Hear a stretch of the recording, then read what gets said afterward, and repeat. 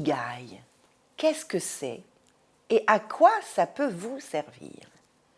L'ikigai, c'est un concept qui vient du Japon, de l'île Okinawa, l'île au centenaire où il y a tant de personnes qui vivent longtemps et très très bien. Au-delà de la santé, au-delà du fait qu'elles ont une très belle énergie, on sait qu'elles ont mangé de façon très naturelle, mais il y a autre chose que toutes ces personnes ont exprimé, c'est qu'elles ont trouvé une forme d'alignement dans leur vie. Elles ont réussi à concilier, harmoniser 4 piliers de leur vie.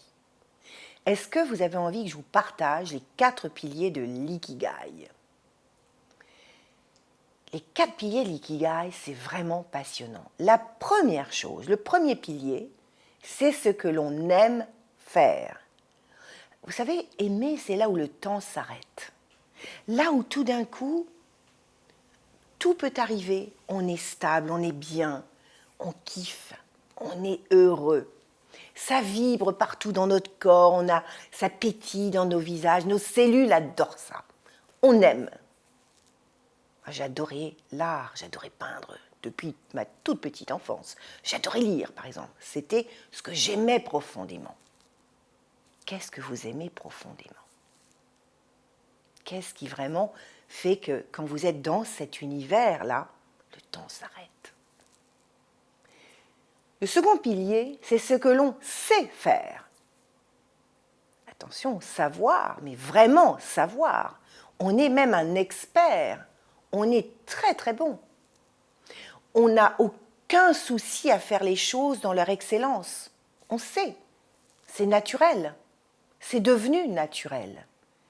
Mais ça n'est pas naturel en fait. C'est devenu naturel parce qu'entre j'aime et je sais, il y a une phase qui s'appelle j'apprends. Je persévère, je développe des compétences, j'apprends, je lis, je regarde. Je vais vous raconter une toute petite histoire.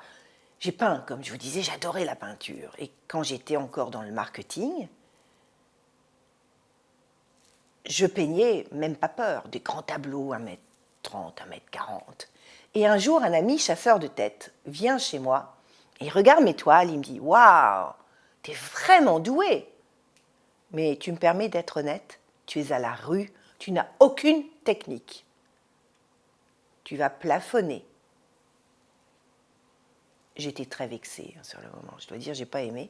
Mais, résultat, je suis rentrée dans un atelier de peinture où j'ai appris les techniques de la Renaissance, qu'on appelle du Quattrocento.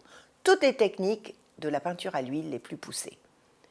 2 ans après, j'étais une experte, vraiment, et j'ai exposé 4 ans après aux USA, dans une galerie au pied du Golden Gate, à San Francisco. Aimer, savoir, vous voyez la transition. Troisième pilier, est-ce que le monde a besoin de ce que vous aimez et que vous savez? Si votre passion, c'est juste aller regarder les oiseaux dans la nature, rêver, écrire des poèmes, le monde en a peut-être besoin, mais ce n'est pas un besoin vital, fondamental. Donc, rencontrer le monde au travers de sa passion va être un peu marginal. Si ce que vous aimez, que vous savez faire répond à un vrai besoin du monde, vous commencez à être plus dans votre ikigai. C'est-à-dire que non seulement vous aimez, vous savez, mais vous sentez que vous contribuez, qu'il y a beaucoup de gens qui ont besoin de ce que vous avez. Et que votre expertise, votre expérience, votre saveur, le monde va vouloir en profiter. Aimer, savoir et le besoin du monde. On a déjà nos 3 piliers. Et le 4e, c'est est-ce qu'il y a une vraie valeur marchande derrière cela? C'est-à-dire, est-ce que le monde est prêt à payer cette valeur que vous allez lui apporter par votre vibration, puisque vous aimez, par votre expertise, puisque vous savez, et parce qu'il y a un vrai besoin et que vous l'avez compris. Il y a une valeur marchande. Donc, on est au cœur de son ikigai quand on sait qu'on va vivre très confortablement, et là, chacun a l'étalonnement de son propre besoin financier. On a la sensation de contribuer, on est utile, on sait. Il y a quand même une fierté de savoir faire les choses et de pouvoir les déposer dans leur meilleur.